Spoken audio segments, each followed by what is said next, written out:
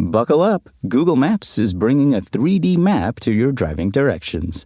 We'll talk all about it in a bit, but first, Google has announced that G-Fiber is merging with Astound Broadband in an agreement that sees Astound's parent company Stonepeak become the majority owner, with Alphabet retaining a minority stake. No financial specifics were detailed in a press release, but the new combined business will be an independent provider led by G-Fiber's executive team, who Google says will use its expertise in high-speed fiber innovation to manage the combined network footprint.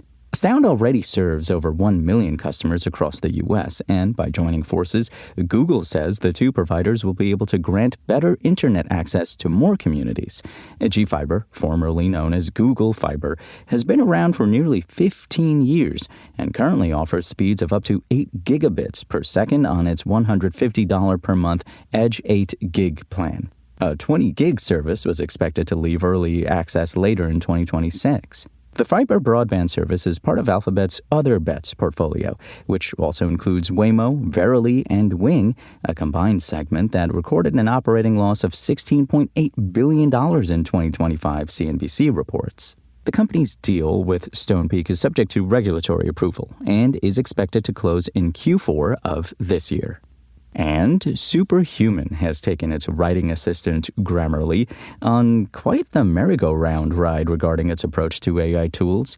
In August, the company launched a feature called Expert Review that would offer feedback on your writing, offering AI-generated feedback that would appear to come from a famous writer or academic of note. These recreations were based on publicly available information from third-party LLMs, which sounds a lot like web crawlers of dubious legality were involved. The suggested experts would be based on the subject matter and could be anyone from great scientific minds to best-selling fiction authors to your friendly neighborhood tech bloggers. Living or dead, these writers' names appeared on Grammarly without their permission or knowledge. References to experts in this product are for informational purposes only and do not indicate any affiliation with Grammarly or endorsement by those individuals or entities, the company hedged in a disclaimer on the service. As one might imagine, once people took notice, a large number of the living contingent of those writers were none too pleased. In fact, there's an attempted class action suit already underway against Superhuman. The company initially attempted to address the complaints by allowing writers to opt out of the platform. Today, Superhuman CEO Shishir Mehrotra wrote in a LinkedIn post that the company will disable expert review while it reassesses the feature. Remember, you can find the latest gadget news, reviews, lists, price drops, and more right now at Engadget.com. In recent weeks, Google has been busy adding AI features to all of its most popular apps. Following Gmail and Chrome, Maps is now the latest service to get a Gemini makeover, with a redesign of the driving experience headlining the update. Google is billing the new immersive navigation mode as the most significant update to driving directions in Maps in about a decade. Now, instead of displaying a 2D map of the area around your car, Maps will render the surroundings in 3D. Google believes this transformation will make it easier for drivers to orient themselves, with the new view giving greater depth to nearby landmarks like buildings and overpasses. Behind the scenes, the company's Gemini models power the experience, deciding how to render elements to remove distractions. Pulling information from Google's Street View database and aerial photos, Google says its models are also smart enough to know when to highlight road elements like crosswalks, traffic lights, and stop signs to ensure you don't miss an off-ramp or important turn.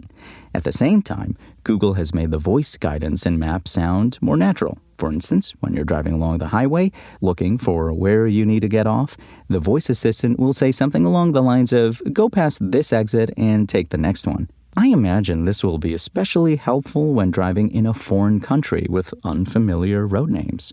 The new intelligence Google has built into the redesigned navigation experience extends to alternative routes. Now, when the app suggests taking a different way of getting somewhere, it will detail the associated trade-offs with that route. For example, it might tell you it might take longer to travel, but you will encounter less traffic along the way.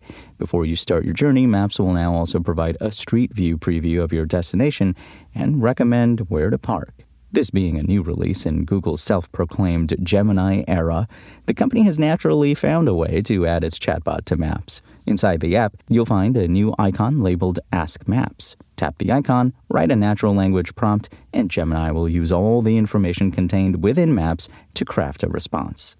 Google is pitching the feature as a way to get information no traditional map can provide. For example, you could ask Gemini to find you a place where you can charge your phone and grab a cup of coffee, all without having to wait a long time in line. Google suggests finding the answer to a specific question like that would have previously required sifting through countless reviews. Not so anymore. The results Gemini produces through Ask Maps will contain personalized results based on places you searched for and saved in the past. You can also act on any recommendations Gemini surfaces, making it easy to book restaurants, save locations, and more. Google is starting to roll out the new immersive driving experience today in the U.S., with availability to expand over the coming months to Android and iOS devices, as well as CarPlay, Android Auto, and cars with Google built in. Ask Maps, meanwhile, is rolling out to Android and iOS devices in the US and India, with desktop support coming soon.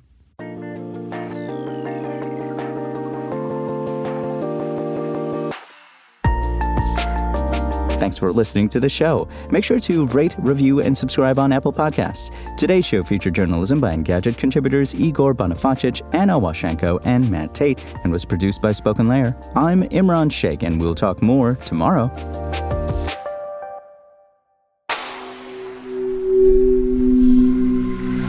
Spoken Layer.